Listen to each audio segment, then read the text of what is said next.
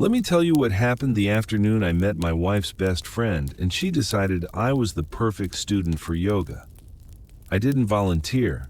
I didn't sign a waiver. I didn't even stretch. Yet there I was, in my own living room, being told to open my heart to the sun. My heart was already open. It was also slightly wheezy. And frankly, the sun had no business shining through my cardigan. But wait.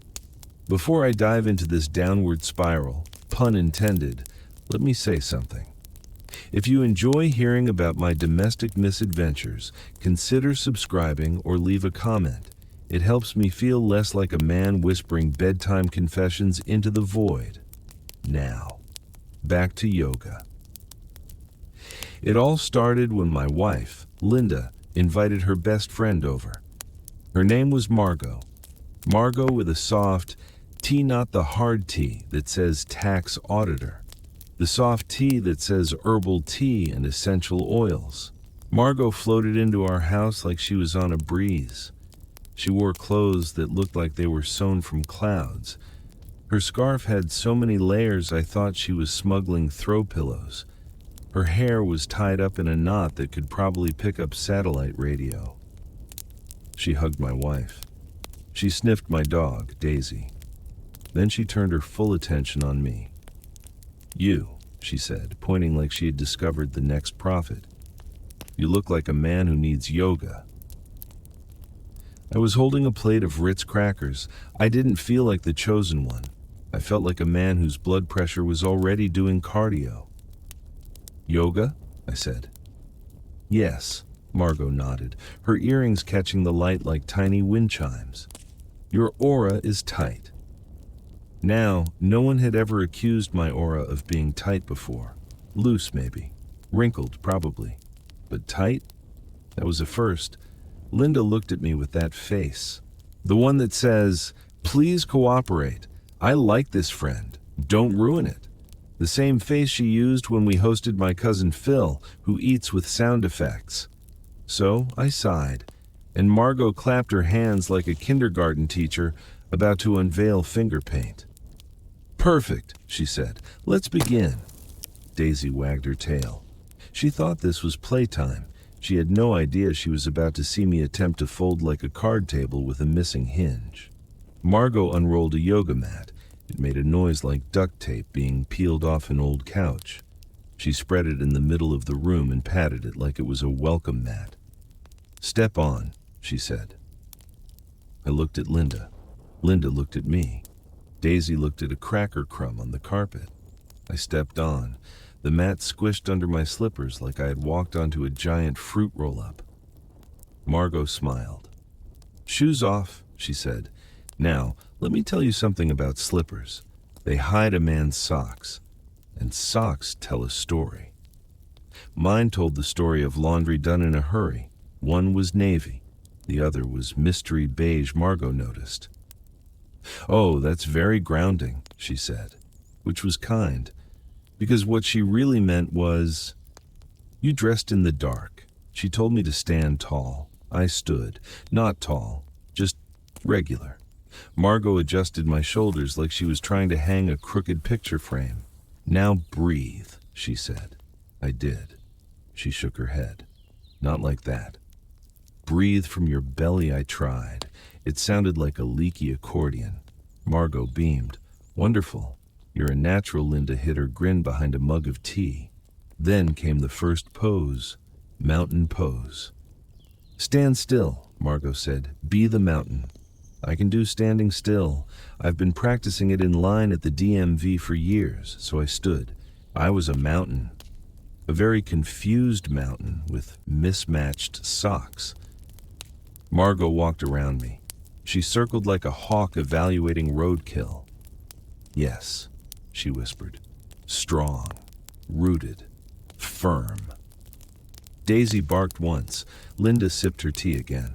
I stared at the thermostat, wishing I was there instead of here. Then came the real trouble. Downward dog. "On your hands and knees," Margot instructed. This was already sounding less like yoga and more like a bad home improvement plan, but I complied. Palms down, knees down, head down. Now lift your hips, she said. My hips creaked. Somewhere, an old rocking chair felt sympathy pains. Higher, Margot urged. I pushed, and something popped. It may have been my aura. Linda set down her mug. Her eyes widened, the way they did when we once lost Daisy and the neighbor's inflatable Santa. Beautiful, Margot exclaimed.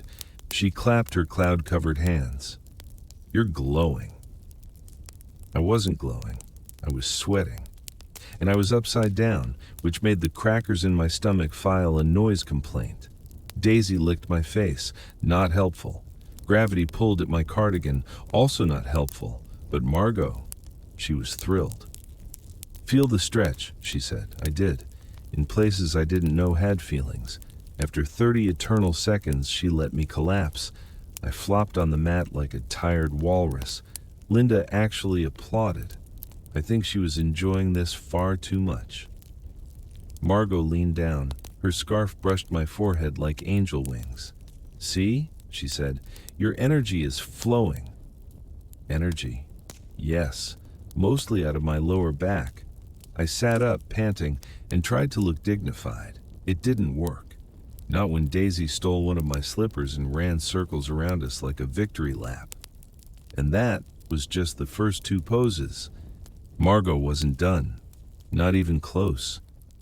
She rubbed her hands together like a magician about to pull a rabbit from a hat. Now we'll try Warrior 2, she announced. I didn't like the sound of it. Warrior 2? I hadn't even mastered Warrior 0. Linda clapped softly. You'll love this, she said, which was code for, this will be hilarious and I'm going to tell my sister about it later. I stood up again. The mat stuck to my socks like I was walking on flypaper. Margot positioned my arms, left arm forward, right arm back, knees bent, chest open. You are strong, she said. You are balanced. You are... I sneezed. The pose collapsed. Daisy barked in alarm. Linda nearly dropped her tea. Margot didn't flinch. Perfect release of negative energy, she said. That's one way to describe it.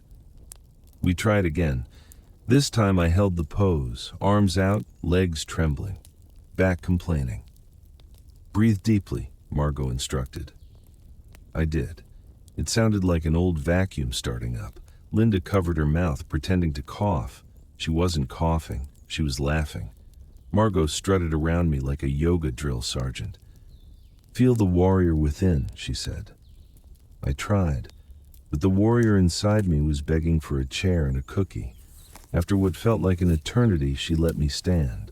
I wobbled. Daisy wagged her tail. Linda sipped her tea again, eyes twinkling with mischief. Excellent, Margot declared. You are flowing now. Yes, flowing, mostly sweat. She moved on. Tree pose. That sounded safe. I like trees. I sit under them. I rake their leaves. I do not usually impersonate them. Stand tall, she said. 1 foot on the ground, the other on your calf. I lifted my foot. My balance wavered. I looked less like a tree and more like a man avoiding a puddle. Hands together, Margot coached. Raise them high. Imagine roots growing from your feet. Roots? I felt more like weeds in a strong wind. I tried to steady myself. My arms shook. My socks slid on the mat. I toppled straight into the coffee table. A coaster launched into orbit. Linda gasped. Daisy barked again, delighted by the chaos. I groaned. Margot helped me up. She smiled as if this was all part of the plan. Even when a tree falls, it teaches us balance, she said, witty. I'll give her that. I dusted myself off. Linda handed me a tissue. She whispered, "Don't break the lamp next." Margot led us into child's pose. Now that sounded reasonable. Children nap, children crawl, children rarely pop their hips out of alignment.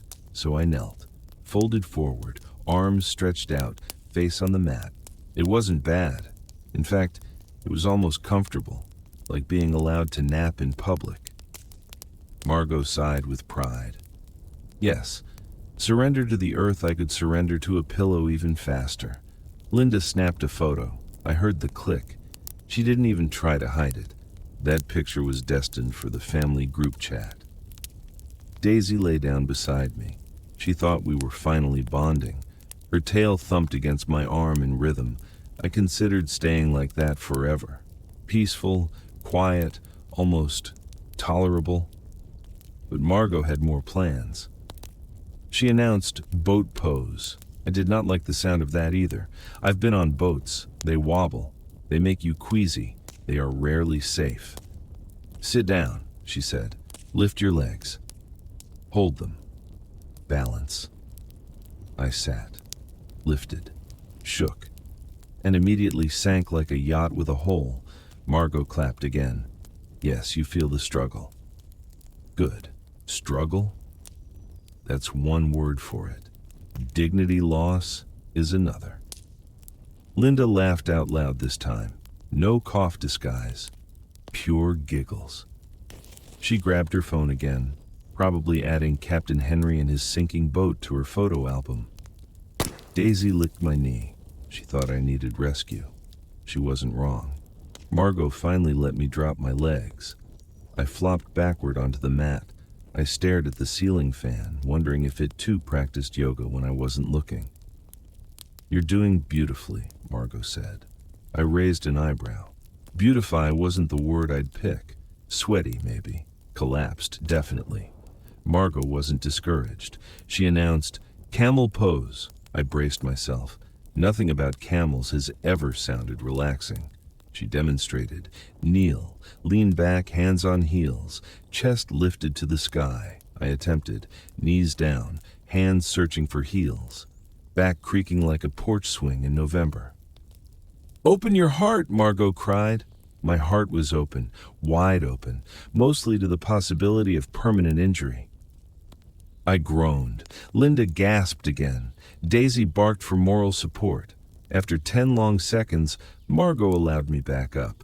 I collapsed to a sit, chest heaving, sweat dripping, aura apparently glowing. Linda handed me a towel. Proud of you, she whispered. I didn't believe her. She was enjoying this circus far too much. Margot smiled. You are progressing quickly. I almost laughed. Progress? The only thing progressing was my need for ice packs. But Margot wasn't finished. She mentioned something about half-moon pose. I shook my head. No more celestial objects, I said. Mountains, trees, boats, camels. I'm done. Linda chuckled. Come on, one more. Her grin dared me. She wanted to see me try. She wanted the comedy. I sighed again, stood up, let Margot position me like an awkward action figure. One leg out, one arm reaching, body tilting, balance failing. I wobbled, I flailed. I resembled a weather vane in a hurricane, and then I fell. Flat. Onto the mat again. Margot clapped anyway. Wonderful release, she said. Linda laughed so hard she cried. Daisy licked my ear in solidarity. And that was the moment I realized this wasn't yoga. This was a live comedy show, and I was the main act. I thought we were done. I really did. I was flat on the mat, sweat dripping, Daisy using my leg as a pillow. That felt like the end credits. But Margot wasn't finished. Oh no, she had a new sparkle in her eye. The kind of sparkle people get when they have just remembered the most ridiculous part of their plan. Now, she said softly, we'll work on breath. Breath? I was already breathing.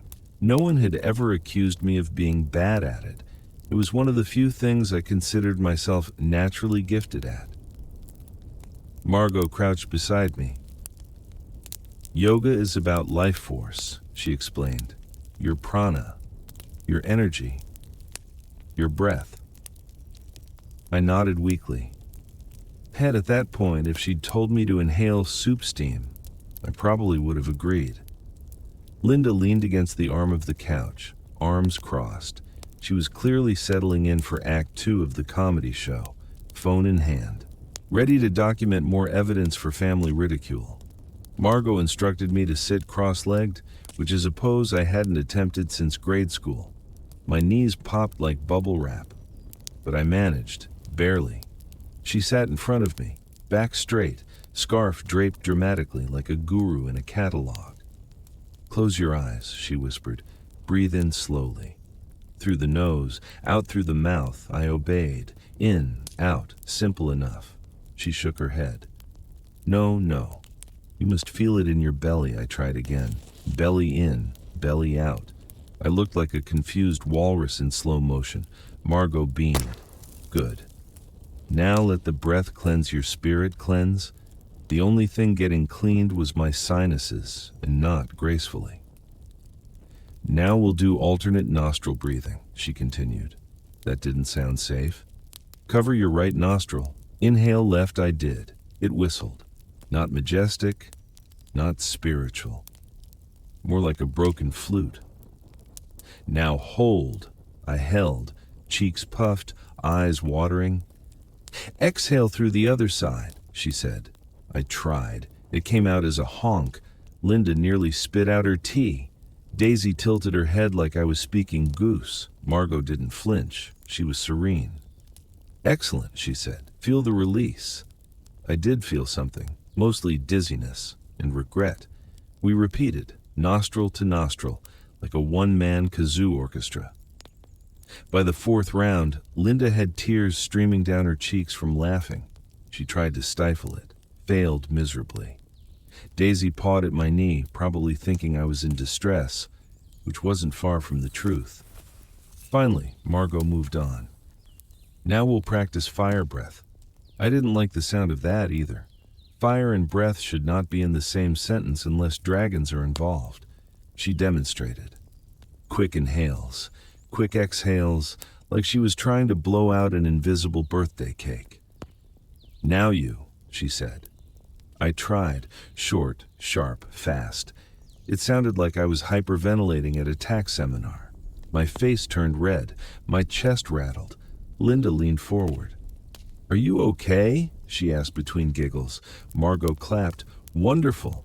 Your inner fire is awakening." My inner fire felt like acid reflux. We did it again and again. By the fifth round, I was lightheaded. The ceiling fan seemed to spin twice as fast. Daisy barked nervously. I raised a finger. "Break," I gasped. "Need normal air." Margot nodded. "Of course. Take a moment. Observe the stillness." Stillness? The room was tilting. I lay back on the mat, arms spread, like a man washed up on shore after a storm. Linda snapped another photo. "Breathe, Henry," she teased. "As if you'd forget." Margot leaned over me again. "You're doing beautifully. Soon you'll feel aligned." Aligned with what? Gravity? The carpet? My aura was filing a complaint with human resources. After a few minutes of recovery, Margot guided me into lion's breath, another fancy name. This one involved sticking my tongue out while roaring. I hesitated. "Really?" I asked. "Yes," she insisted. "Release your inner lion." Linda perked up. She set her mug down. This was the moment she'd been waiting for. I stuck out my tongue. I roared. It came out as more of a cough. Daisy barked wildly, tail wagging. She thought I was finally playing. Margot clapped. "Wonderful." "Again," I repeated. Tongue out, roar, wheeze. Linda howled with laughter. She held her stomach, rocking back and forth. I stopped. "This is ridiculous," I muttered. Margot's eyes twinkled. "Exactly. Ridiculous is freedom." Now that was a line, almost witty enough to make sense. But I was done. Done roaring, done wheezing, done with the parade of breathing experiments that made me sound like a malfunctioning appliance. I flopped backward again, flat on the mat, arms out, chest heaving. Daisy curled beside me, tongue hanging out in solidarity. Margot patted my shoulder. "Your energy is shifting beautifully," she said. Linda grinned. "You mean his energy is napping?" And honestly, she was right. I could have fallen asleep right there, mat, dog, sweat, aura, and all. But Margot wasn't done, not even close. She smiled mysteriously. Next, she said, we'll awaken the chakras. I groaned. Linda laughed again. Daisy wagged her tail. And that, my friend, was when things got even stranger. The mat stared at me. I stared back. Neither of us blinked, but looked smug, as if it had swallowed 100 husbands like me before, and won every time. Go on, Cheryl said. Step onto it. Feel the energy. I didn't feel energy. I felt the sudden need to fake an injury. She clapped her hands. Shoes off. Socks off too.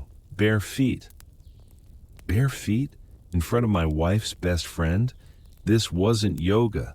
This was public humiliation. I peeled off my socks. My toes curled against the mat. It was cold. It smelled faintly of rubber and disappointment. The kind of smell you imagine at a discount tire store. Cheryl beamed. Perfect. Now. Stand tall. Mountain pose. I straightened, chest out, arms at my sides. I imagined I looked noble, a proud mountain. Cheryl tilted her head. More like confused scarecrow pose. My wife snorted so loudly Daisy jumped. Even the dog looked embarrassed for me. Raise your arms. Reach for the sky. Stretch. I stretched. Something popped in my shoulder. Not a good pop. More like when you bend an old plastic hanger. Hold it, Cheryl said. Feel the length in your spine. I felt the length, but mostly I felt my belly droop forward, like a hammock that's lost hope. My wife whispered, Henry, you look like you're trying to wave down a plane. Maybe I am, I said. Air rescue, please. Cheryl ignored me. She was in teacher mode now. Now fold forward. Slowly. Let gravity help you, I bent. Not gracefully, more like a folding lawn chair. Rusty hinges, creaking joints. My fingertips hovered 6 inches above the mat. Close enough, I thought. Touch the ground, Cheryl urged. Not unless the ground volunteers. She pressed gently on my back. I tipped forward, almost toppled. Managed to save myself? Barely. Careful, my wife gasped. He'll break something. Too late. My pride was already fractured.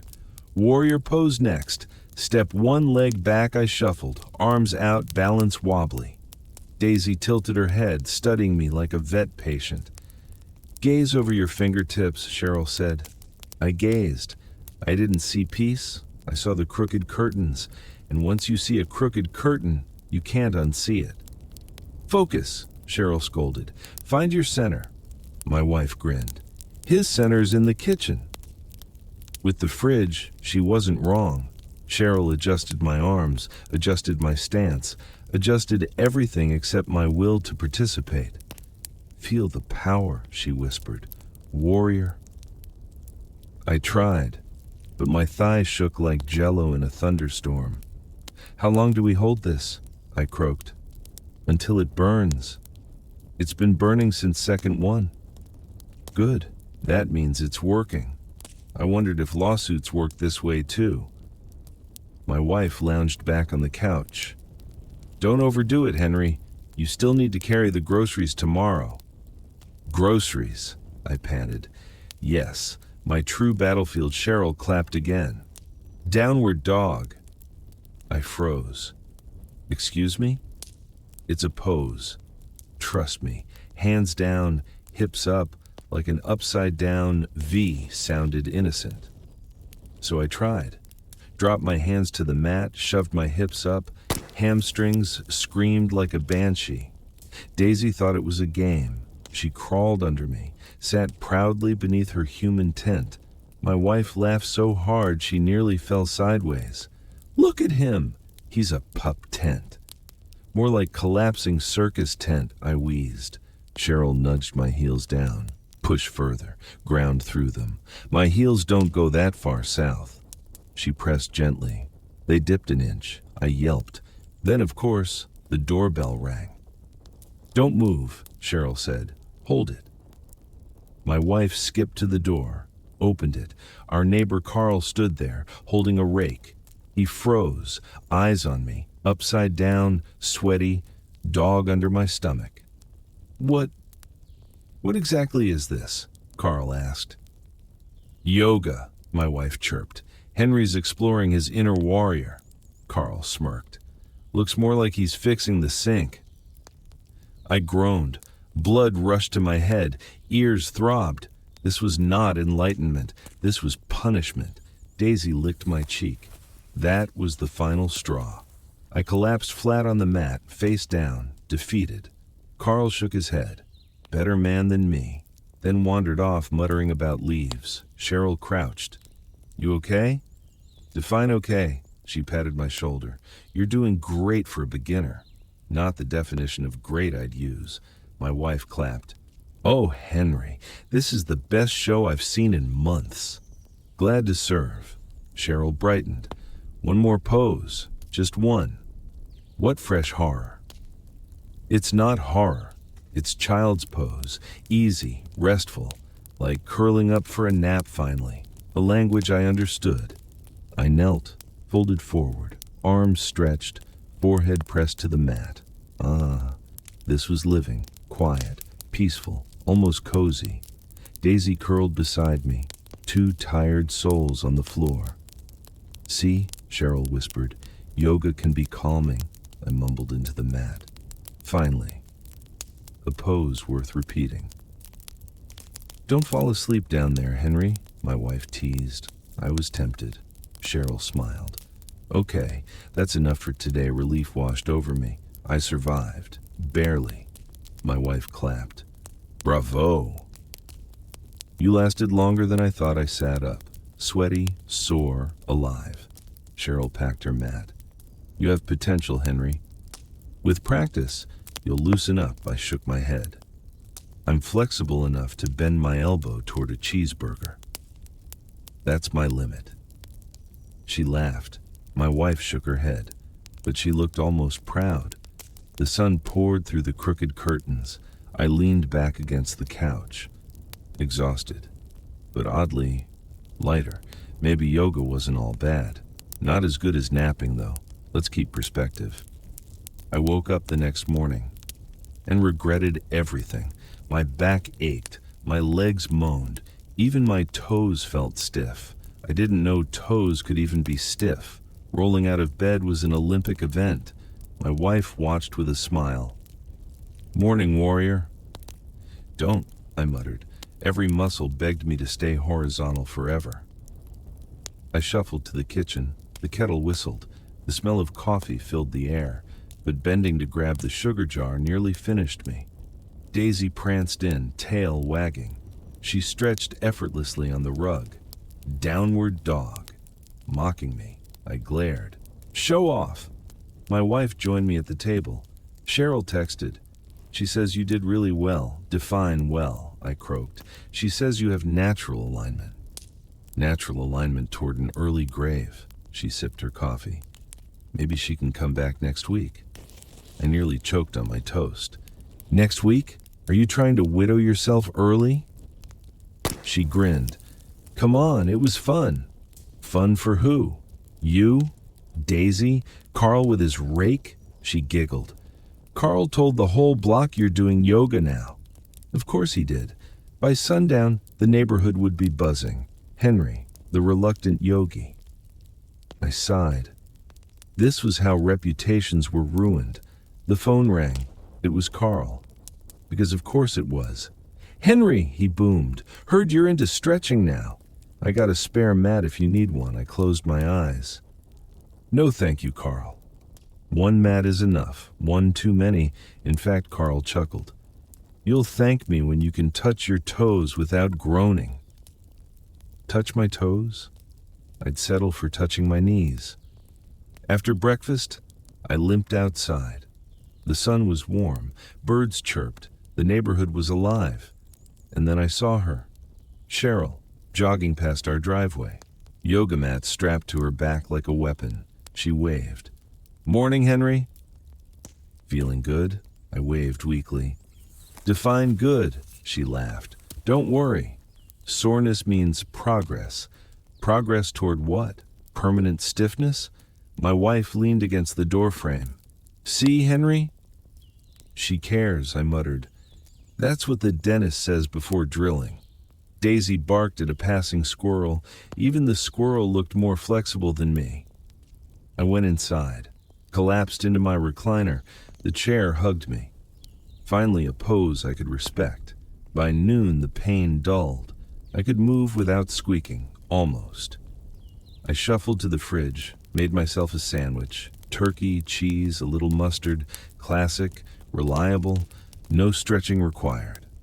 I sat back down, took a bite. Bliss. Then my wife appeared. Oh, good. You're sitting. Cheryl sent a video. A video of what? My downfall? Her routine. She thought you might want to practice? I laughed so hard I nearly dropped my sandwich. Practice? Alone? Without supervision? I'd end up tangled in the curtains. But she pressed play anyway. Cheryl's voice filled the room, calm, smooth. Welcome to Yoga for Beginners. Let's start with some gentle stretches, I groaned. This feels like a hostage situation, my wife nudged me. Just try it. 5 minutes. 5 minutes. That's what they all say. 5 minutes becomes 20, and 20 becomes full enlightenment. Still, I sighed, set my sandwich down, laid the cursed mat on the floor again.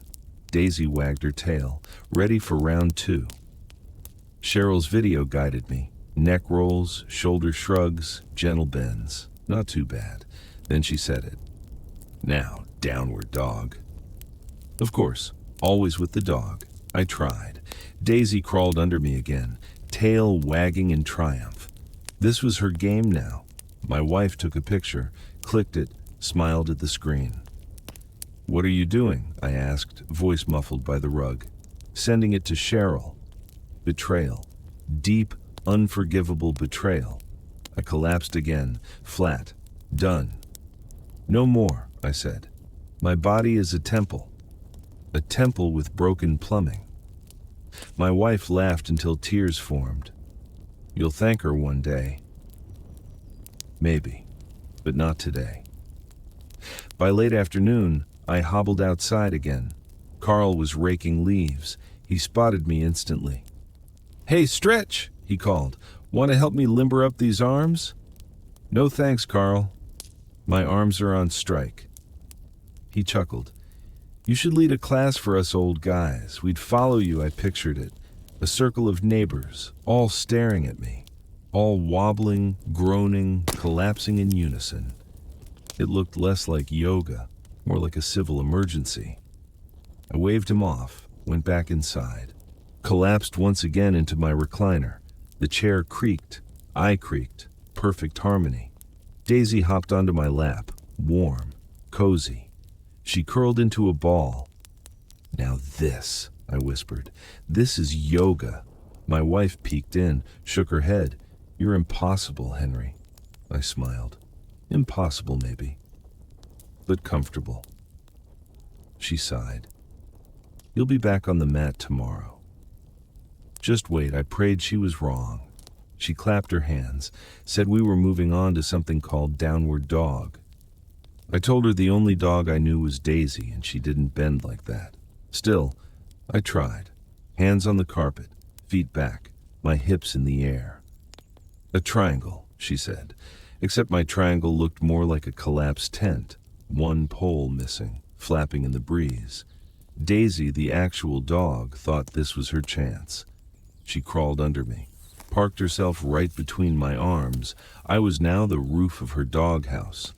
The friend laughed. My wife laughed. Daisy yawned. I tried to adjust, but the rug slid a little, and my arms shook. I called it downward panic. The friend corrected me, said I should push my heels into the ground, except my heels were stubborn. They hovered like two guilty teenagers refusing to touch the floor. She pressed on my back, gentle but firm. I tipped forward, nearly head-butted Daisy. My wife gasped. Daisy didn't even blink. Then came warrior pose. She said it was about strength, focus, and balance. I said I had strength in carrying groceries, focus in finding the TV remote, and balance in arguments with my wife, though usually I lose. Still, I stepped forward, arms out, knee bent. Heroic, she said. I looked more like I was lunging for the last biscuit on the table. She told me to hold it, breathe deep, find inner calm. My thigh began to shake like a washing machine on spin cycle. Calm? Not a chance. I tried cracking a joke, said I was less a warrior, more a worrier. She didn't laugh, my wife did. Daisy sneezed. Then came tree pose. Balance on one leg. Other foot pressed against my standing thigh. Hands together, like a calm oak. Except I was more of a Christmas tree after December 26th, leaning, unstable, about to be tossed to the curb. I wobbled, arms flailing, my foot slid. Daisy barked.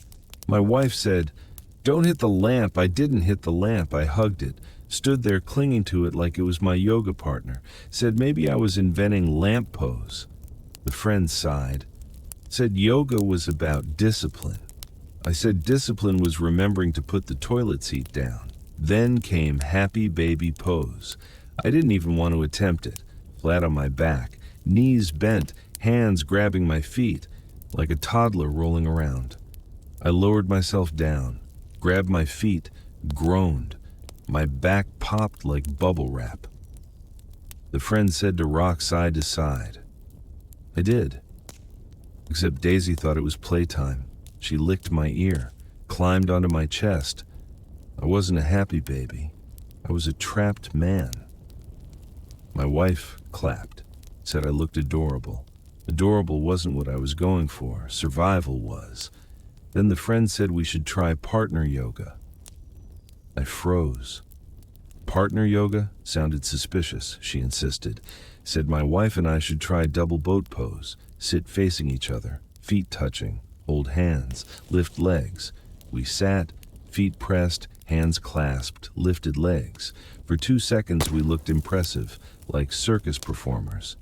Then gravity noticed us. Our legs dropped.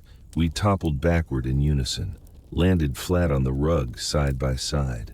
Daisy barked like it was the grand finale. The friend clapped, said we'd made progress. Progress? I couldn't feel my spine.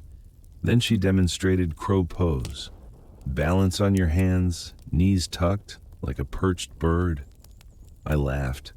Said the only crow I'd ever been was at the kitchen table, pecking at snacks. Still, I tried. Hands down, knees bent, toes lifted. For one glorious second, I hovered. Then my arms buckled.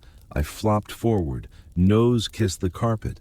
Daisy licked my cheek like a referee declaring defeat. I rolled over, stared at the ceiling, said I was retiring from yoga, effective immediately. The friend shook her head, said yoga wasn't about quitting. It was about patience, about pushing through. I said I pushed through every family reunion. That should count. My wife laughed so hard she nearly fell off the couch. The friend sighed. Daisy climbed onto my stomach, sat proudly like she was king of the hill. I declared, final pose. Flat on my back, arms out, eyes closed. She said that's actually a real pose, corpse pose, fitting. Because I felt half dead. My wife's best friend said I had potential, that with practice I might even enjoy yoga. I told her the only part I enjoyed was lying down at the end. She said that was the point. I opened one eye, said then I'd been practicing yoga every afternoon on the recliner, with the TV remote and a snack. She didn't laugh. My wife did. Daisy barked in agreement, and that, I thought, was enough exercise for the next decade. Still, as I lay there on the rug, panting, I admitted something. My back actually felt looser, my shoulders lighter, even my stubborn knee less stiff. maybe there was something to this yoga nonsense, even if my poses looked more like accidents than achievements. The friend smiled, said we'd meet again next week for another session. I groaned, said maybe I'd be mysteriously busy with urgent biscuit eating, or thermostat inspections, or anything else. My wife just grinned, said she'd clear my schedule. So I closed my eyes, breathed out, let Daisy curl up beside me, thought, well, at least the biscuits will taste better after all this. I woke up the next morning with muscles I didn't even know I owned. My thighs ached, my shoulders groaned, my toes filed an official complaint. I hobbled into the kitchen. My wife sat at the table, sipping coffee. She looked cheerful, too cheerful. That was suspicious. I asked if her best friend had left. She said no. She was staying for a few days. And yes, she planned to teach me more yoga this afternoon. I nearly dropped my mug. One session was comedy. 2 felt like cruelty. I tried to protest, said I had urgent chores, like reorganizing the junk drawer, or dusting the garage, or alphabetizing the spice rack. She wasn't buying it, said yoga was good for me, said Daisy loved it too. Daisy wagged her tail. Traitor. By afternoon, the living room was once again transformed into a yoga studio. Cushions pushed aside, rug centered. Me, barefoot and doomed. The best friend smiled. Said today we'd explore animal poses. Perfect. Because Daisy already thought she was the star. First up, cat-cow, hands and knees, arch back like a cat, drop belly like a cow. I got into position, tried arching, tried dropping. I looked less like a cat or a cow and more like a man searching for his lost wallet under the sofa. Daisy climbed onto my back, balanced there like she was queen of the mountain. The friend clapped, said my cat pose looked advanced. I said no, this was mule pose, and Daisy was the rider. Next came cobra pose, lie flat, press up with arms, lift chest. I pushed, elbows trembling. My chest rose an inch, maybe 2. The friend said, higher, higher. I said, I'm a garden snake. That's all you get? Daisy licked my face. Thought I was down there for her entertainment. I said maybe this was dog kisses pose. My wife said it suited me. Then she announced frog pose. I groaned, because no good ever starts with the word frog. Knees out, squat low, hands pressed together. I tried. My knees screamed, my thighs wept. I looked like I was auditioning for the role of broken lawn ornament. Daisy hopped in front of me, sat in the exact same squat. She looked more like a frog than I did. The friend said Daisy's form was perfect. I said then Daisy could take my spot. I'd cheer from the recliner. But no, she wasn't done with me. Next came pigeon pose, one leg forward, other stretched behind, torso bent. I eased myself into it, slowly, carefully, and immediately regretted every decision that had led me to this point. Daisy trotted over, sat on my bent leg, pinned me in place. I couldn't get up even if I wanted to. The friend said, breathe into the discomfort. I said, what if the discomfort is 80 pounds of dog? Then came camel pose. Kneel, arch backward, grab heels. Supposed to open the heart. I said it opened the emergency room, Bill. I leaned back, hands reached, almost touched my heels. Almost. Then Daisy jumped, put her paws on my chest, pushed me back faster than gravity could. I landed flat, staring at the ceiling. The friend clapped, said I had enthusiasm. I said I had no pulse. Finally, she said we'd end with lion pose. Kneel, hands on knees, stick out tongue, roar. I wasn't sure if this was yoga or community theater. Still, I roared, weakly. Daisy roared back, well, barked, but close enough. My wife laughed so hard she had tears in her eyes. The friend said Daisy and I were a natural yoga duo. I I said Daisy was the star. I was just the understudy. At the end, I collapsed into corpse pose again, flat on my back, arms out, eyes closed.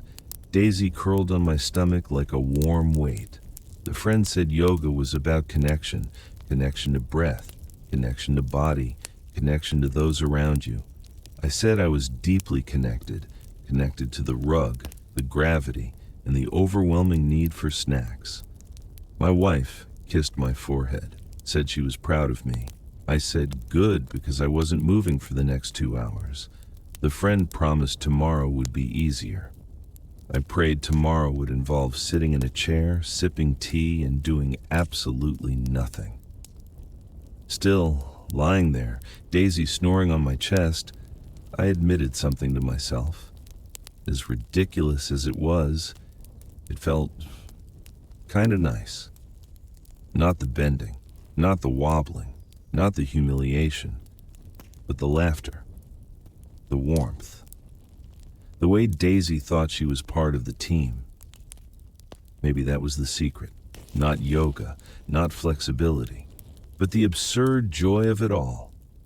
I drifted into a nap, dreamed of new poses, collapsed biscuit pose, pillow hugger pose, remote control reach pose, and I swear Daisy was dreaming too.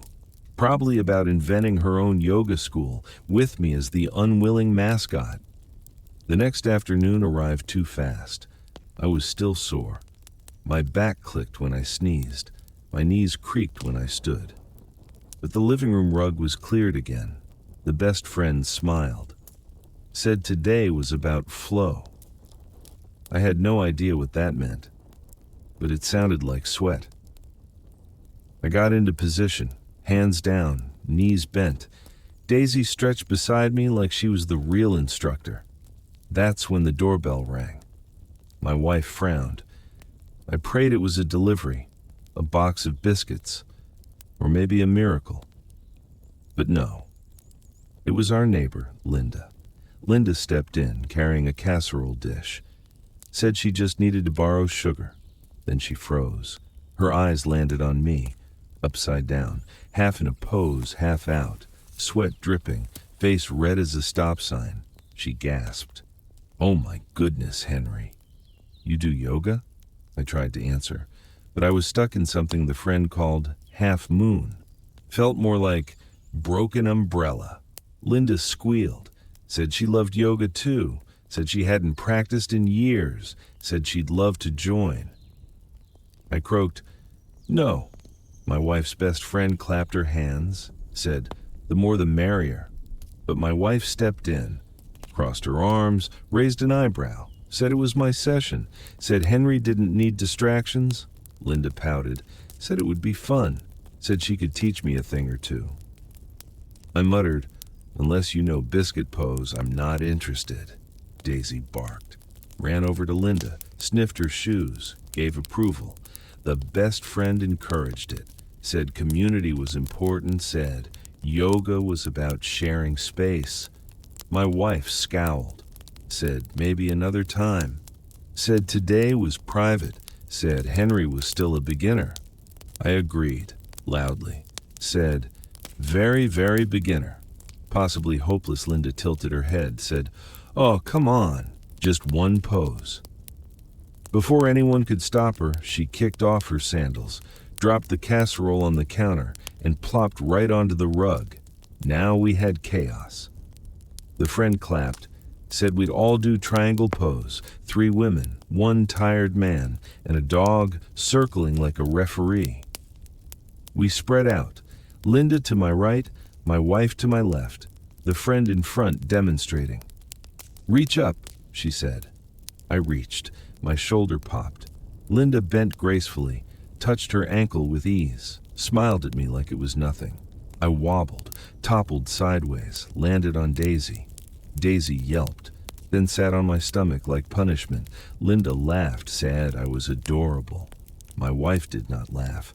Her eyebrow twitched. Next came chair pose. We all squatted, arms out, like invisible chairs under us. Linda lowered deeper, perfect form. The friend praised her. I lowered too, but too far. Lost balance. Fell backward into the real chair. The recliner swallowed me whole. Daisy jumped onto my lap, declared me done for the day. Linda giggled, said, "Henry, you're so funny." My wife did not giggle. She cleared her throat so sharp it could cut glass. But the friend kept going. Said we should try bridge pose, on our backs. Lift hips, make a bridge. Linda arched perfectly. The friend clapped. I tried. Lifted hips. They rose about an inch, maybe two. Daisy crawled under me, used me as an actual tunnel. Linda laughed again. Said Daisy was talented. Said we made a great pair. My wife's jaw tightened. Her arms crossed again. Finally, the friend called for Savasana, flat on the floor, eyes closed, relax. I didn't move. I was already halfway there. Daisy curled on my chest again. My personal sandbag. Linda sighed, said this was wonderful. Said she'd come back tomorrow. My wife's eyes narrowed, her voice sweet, too sweet. She said, "Oh no, Linda. Tomorrow Henry has private training." Linda blinked, said, "Oh." I see she gathered her sandals, picked up the casserole, and left with a little wave. The door closed. Silence. I opened one eye, said, "Well, that went well." My wife glared at me, said I looked too comfortable, said Linda laughed too much. I said I barely survived, said my hip felt like a rusty hinge, said there was nothing comfortable about it. Daisy barked once, like she agreed with my wife. The friend broke the tension, said I'd made progress, said community energy was good, said Daisy especially had advanced. I groaned, said Daisy should take my spot permanently. My wife patted my arm, said no chance, said Henry was her yoga project. And that was the scariest pose of all. The next day I planned my escape. I thought maybe if I hid in the shed no one would notice, but Daisy sniffed me out in seconds, betrayed again by my own dog. The rug was cleared once more. My wife's best friend stretched gracefully in the middle of the room. She smiled at me, said today would be transformative. I didn't like the sound of that. I sighed, rolled my shoulders, prepared for another round of bending, wobbling, and collapsing. That's when the door creaked open. Linda. She stepped in quietly. No casserole this time, just yoga pants and determination. She whispered, "I thought I'd sneak in." She winked at me. Daisy barked once, ran over and wagged her tail like Linda was long-lost family. I couldn't help it. I grinned. Company meant maybe the spotlight would shift off me, but my wife spotted her, arms folded, eyes narrowed, like a sheriff catching an outlaw. "What are you doing here, Linda?" Her tone was polite. Too polite. That dangerous politeness that could kill a room. Linda smiled, said she'd been thinking about yesterday, said it was fun, said yoga was about community, said she wanted to support Henry's journey. My journey. I nearly choked on the word. My journey was more like crawling. The best friend clapped her hands, said it was wonderful, said we should all practice together again. My wife said nothing. Her eyebrow twitched. That was never a good sign. I tried to diffuse the tension, said, "Well, at least Linda's more flexible than I am." Nobody laughed, except Daisy, who sneezed like it was on cue. The friend announced downward dog, irony at its finest. We bent, hands planted, hips in the air. Linda folded like origami, effortless. My wife held steady. Strong form. I shook. Legs wobbled, arms screamed. Daisy walked right under me, parked herself like a furry speed bump. Linda laughed, said Daisy was helping. My wife said Daisy was in the way. Daisy ignored them both. Next was warrior pose. Strong stance, arms extended, eyes forward. Linda's arms stretched proud, my wife's arms steady as stone. Mine wobbled like spaghetti. The friend said, "Feel your inner warrior." I said, "Mine retired years ago." Linda laughed again. That laugh carried. Light, cheerful, too cheerful for my wife's taste. Then came boat pose. On the floor, balance on your tailbone, lift legs, arms out. I tried, I sank, the boat capsized. Linda held the pose, perfect balance, smiling, like she was born on a yoga mat. My wife's eyes flicked over at me, sharp, like saying, "Don't you dare enjoy this." But I did, not the pose. The break. Because with Linda there, I wasn't the only student. Daisy joined in too, jumped onto my stomach as I lay flat, pinned me down like ballast. Now I was more like shipwreck pose. The friend said we'd finish with partner yoga. I froze. Partner? As in touching? As in teamwork? This sounded dangerous. The friend paired us off. She paired Linda with me, of course. We were supposed to mirror each other. Lean back, hold hands, balance. Linda smiled, sobbed. "We've got this," I said. We definitely don't. We leaned, we wobbled, we tipped sideways, crashed into Daisy's water bowl. Splash, water everywhere. Daisy yelped, shook herself violently, sprayed all three of us. Linda laughed so hard, she collapsed. I was drenched. My wife was glaring daggers. The friend clapped again, said, "Wonderful energy today." I said, "Wonderful? I'm soaked." Linda said it was refreshing, said yoga was about breaking barriers. My wife muttered something about breaking patience. The session ended in silence. Linda gathered her mat, still smiling. She said, "See you tomorrow?" My wife said, "We'll see." The kind of "we'll see" that really means absolutely not. Linda left. The door clicked shut. The house quiet again. I sat on the rug, clothes damp, dog damp, spirit damp. My wife looked at me. Her eyes narrowed. She asked if I enjoyed myself. I said no. Said my muscles hurt. Said my pride hurt more. But maybe a little. She huffed, turned away. Daisy wagged her tail like she was already inviting Linda back, and I had the sinking feeling Linda would return, whether my wife liked it or not. Or my wife had this glow about her that morning.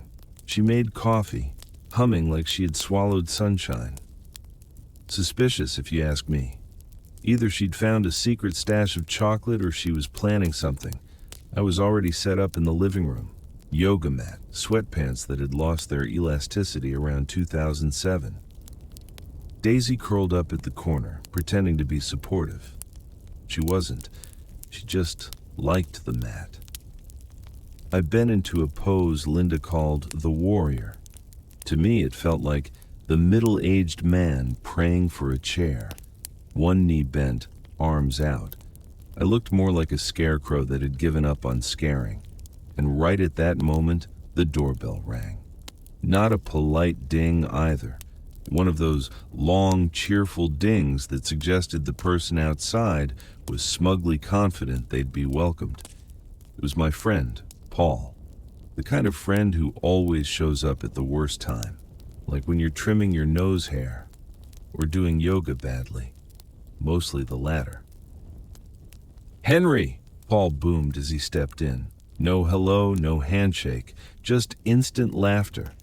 Because of course, he had walked in at the exact second my warrior pose crumbled into something more like a lunge toward the coffee table. "Is this what retirement looks like?" he said. "I was aiming for inner peace," I muttered. "You look more like you're aiming for the floor," he said. My wife chuckled. She actually chuckled.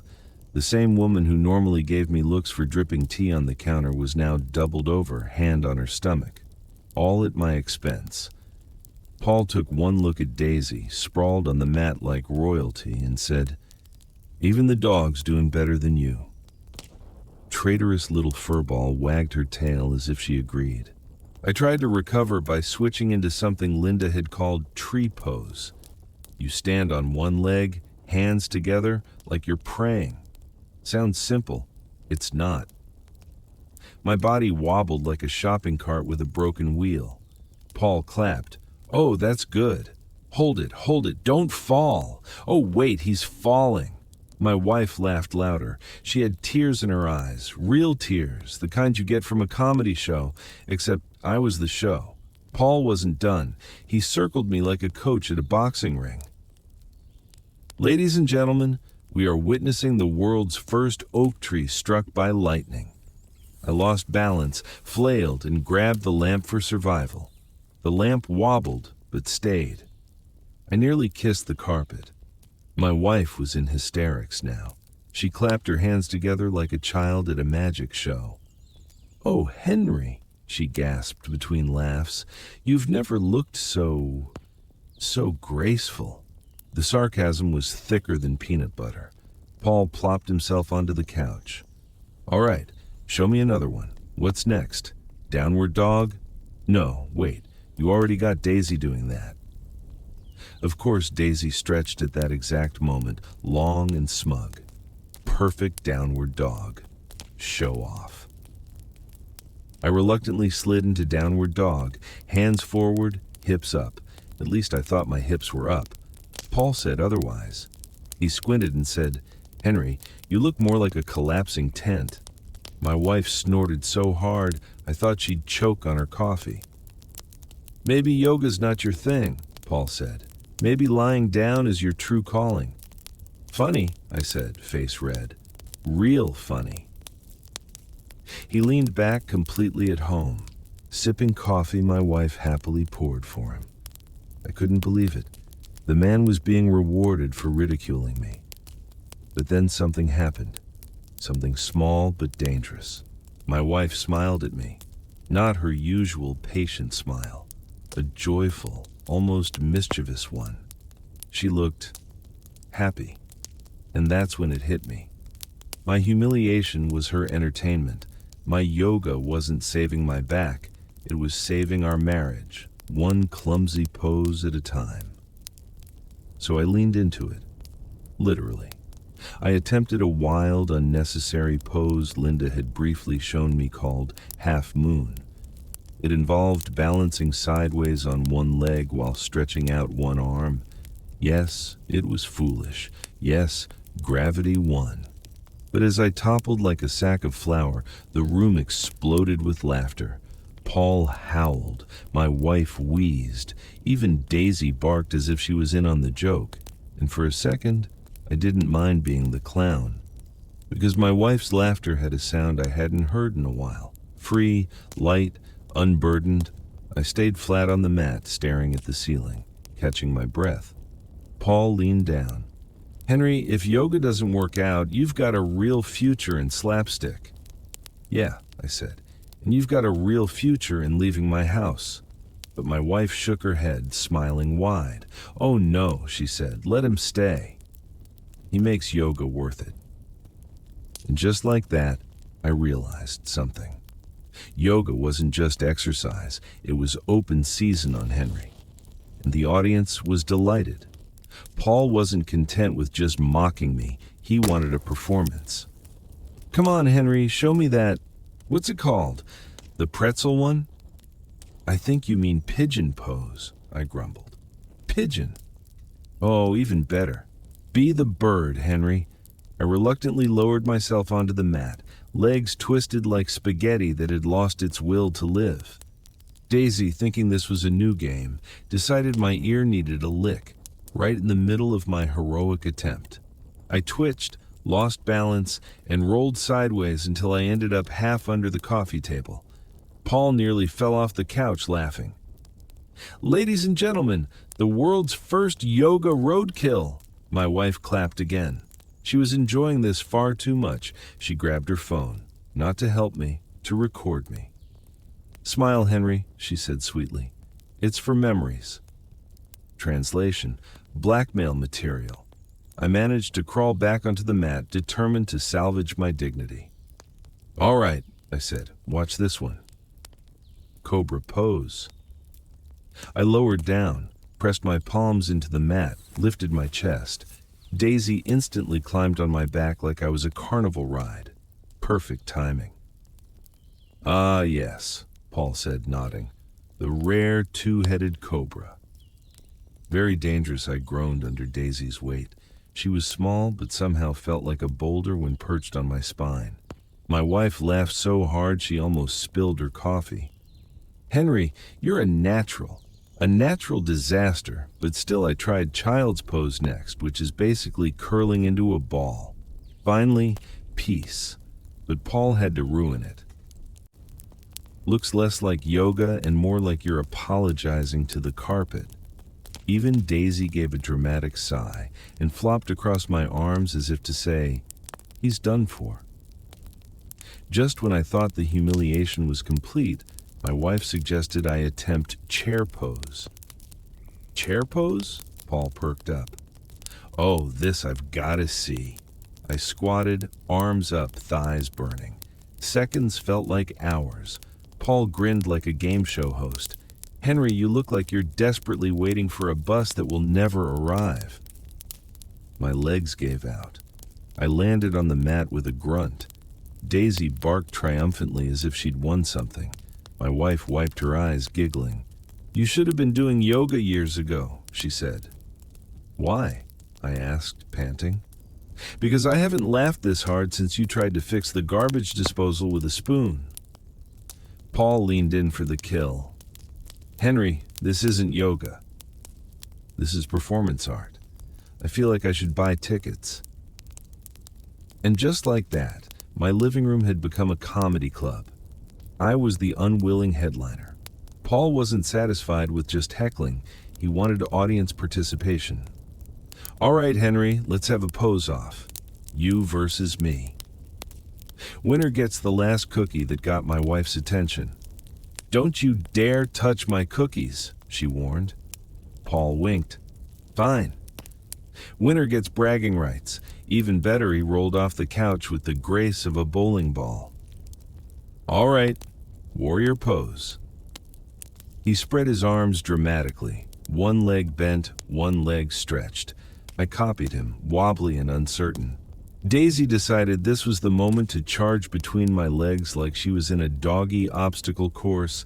I toppled instantly. Paul roared with laughter. "Ladies and gentlemen, the warrior has fallen." My wife was doubled over. "Henry, you looked like you were surrendering before the battle even started." I staggered up, determined not to be outdone. "Tree pose," I said. I balanced on one leg, the other foot pressed against my calf. Paul copied me, surprisingly steady. I focused, found my balance, arms lifted. It was working. Until Daisy mistook my raised foot for a tug toy. She latched on. I flailed like a scarecrow in a windstorm. Paul stayed steady as a statue. "Timber!" he shouted as I crashed onto the mat. My wife was gasping for breath from laughing so hard. "Henry, I swear you're like a human Jenga tower." Paul strutted like he'd just won an Olympic medal. "I could get used to this yoga thing," he said smugly. "Though I think the dog's better at it than Henry." I sat up, brushing dog hair off my shirt. "Fine." One last round. Downward dog. Paul dropped into the pose, surprisingly competent. I bent, hands on the mat, hips up. For once, I thought I had it, until Daisy climbed directly under me, belly up, paws in the air. She was the actual downward dog. Paul pointed, cackling. "Even the dog does it better than you." My wife had tears in her eyes from laughing. "Henry, just admit it. Yoga isn't your calling. Maybe comedy is." Paul nodded. "Yeah, except the punchline is always you." I flopped onto my back, staring at the ceiling. The mat felt like quicksand. Daisy flopped onto my chest, victorious. Paul and my wife clinked their coffee mugs like they'd just witnessed the greatest show on earth. I lay there, staring at the ceiling, letting them think I was finished. Then an idea sparked. If they wanted a show, I'd give them one. I sat up slowly, as if gathering ancient wisdom. "All right," I said gravely. "One final pose. A secret pose. Only taught to those who have reached enlightenment." Paul smirked. "Oh boy. Here we go." My wife rolled her eyes. "Henry, if this involves lying down and pretending to be asleep, I've seen it." I ignored her. I stood tall, arms lifted like a grand conductor. I wobbled once for dramatic effect. Then I bent, twisted, and somehow ended up squatting like a confused frog, arms flapping. "Behold," I announced, "the majestic flapping chicken pose." Daisy barked and started hopping in circles as if she understood. Paul nearly choked on his coffee. My wife covered her face with her hands, but she was laughing so hard her shoulders shook. I flapped harder, squatting lower, clucking like a deranged rooster. Paul was doubled over, wheezing. My wife slid halfway off the couch. Even Daisy joined in, yapping on beat like backup vocals. Finally, I straightened, arms wide. "That," I said, catching my breath, "is advanced yoga." "Not for beginners." Paul was red in the face from laughing. "Henry, you win. I can't top the flapping chicken." My wife gave me a slow clap. "You're ridiculous." "But, I'll admit, that one was worth it." I collapsed back onto the mat, triumphant. For once, the joke was mine. The living room was filled with laughter, and for a small, shining moment, I wasn't just the punchline. I was the comic genius. Just when I thought the madness was over, the doorbell rang. I was still sprawled on the mat. Paul was wiping tears from his eyes. My wife looked like she'd just come back from a comedy show. And Daisy was proudly guarding my chest like she'd won the championship. My wife sighed. "Please tell me that's not another volunteer yoga coach." She opened the door, and there she was, her best friend, yoga mat under her arm, eyes sparkling with determination. "I thought we could squeeze in round 2, she chirped. I groaned.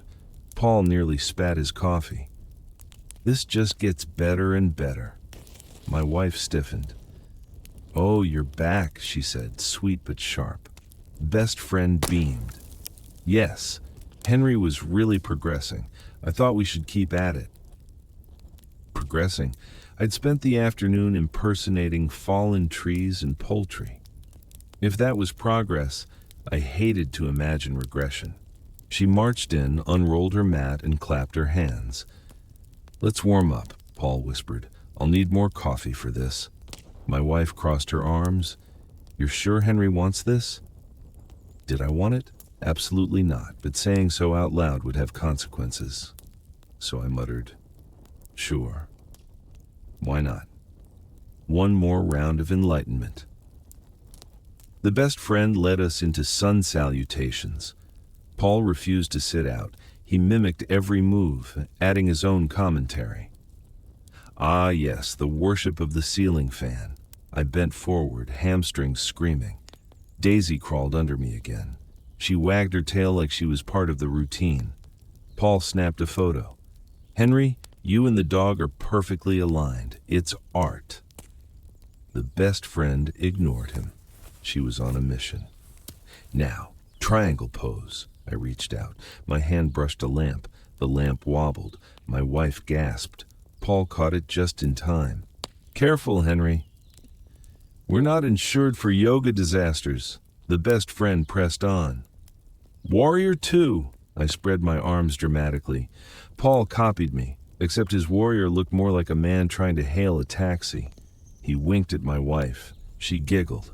I wobbled again. Daisy barked at my swaying leg like she was coaching me. The best friend patted my shoulder. "Beautiful." "So graceful," Paul snorted. "Graceful like a collapsing tent." My wife burst out laughing. Her best friend frowned. "Don't listen to them, Henry." "You're glowing." Glowing? That was sweat.